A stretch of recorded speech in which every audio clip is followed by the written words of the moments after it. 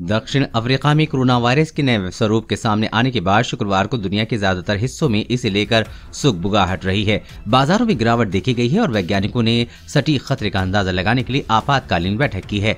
विश्व स्वास्थ्य संगठन सहित चिकित्सा विशेषज्ञों ने दक्षिणी अफ्रीका में सामने आए स्वरूप को बेहतर ढंग से समझने से पहले किसी भी अति प्रक्रिया के खिलाफ चेतावनी दी है।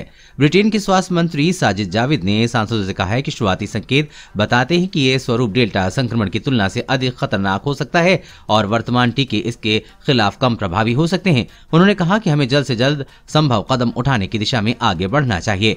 यूरोपीय संघ में शामिल देशों में मामलों में भारी वृद्धि के बीच जर्मनी के स्वास्थ्य मंत्री जेन्स स्पैन ने कहा है कि ये एक नया स्वरूप कई समस्याएं पैदा करेगा। यूरोपीय संघ आयोग की अध्यक्ष उर्सुला वॉन डेर लेयन ने कहा है कि उड़ानों को तब तक स्थगित किया जाना चाहिए जब तक हमें इस नए स्वरूप से उत्पन्न खतरे के बारे में स्पष्ट समझ न हो और इस क्षेत्र से लौटने वाले यात्रियों को सख्त पृथकवास नियमों का पालन करना चाहिए। बेल्जियम इस स्वरूप के मामले की घोषणा करने वाला यूरोपीय संघ का पहला देश बन गया है। इसमें एक शख्स शामिल है जो विदेश से आया था। स्वास्थ्य मंत्री फ्रैंक वेडनब्रुक ने कहा है कि ये एक संदिग्ध स्वरूप है। हम नहीं जानते कि क्या ये बहुत खतरनाक स्वरूप है। इजराइल के स्वास्थ्य मंत्रालय का कहना है कि मलावी से लौटे एक यात्री में कोरोना वायरस के नए स्वरूप से संक्रमण का मामला सामने आया है। ये नए स्वरूप में बदलाव के बाद उसका नया रूप से संक्रमण का देश में पहला मामला है।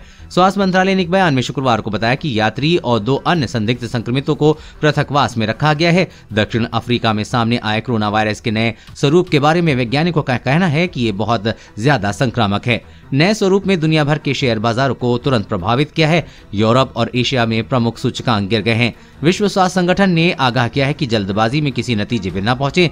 यूरोपीय संघ की घोषणा से पहले WHO में आपात स्थिति की प्रमुख डॉक्टर माइकल रयान ने कहा है कि वास्तव में महत्वपूर्ण है कि कोई हल्की प्रतिक्रिया नहीं दी जाए। उन्होंने कहा कि हमने अतीत में देखा है कि हर कोई सीमाओं को बंद कर रहा है और यात्रा को प्रतिबंधित कर रहा है। ये वास्तव में महत्वपूर्ण है कि हम खुले रहें और केंद्रित रहें। ब्रिटेन ने दक्षिण अफ्रीका और 5 अन्य दक्षिणी अफ्रीकी देशों से शुक्रवार को दोपहर उड़ानों पर प्रतिबंध लगा दी और घोषणा की कि जो कोई भी हाल में उन देशों से आया था उसे कोरोना वायरस जांच कराने के लिए कहा जाएगा।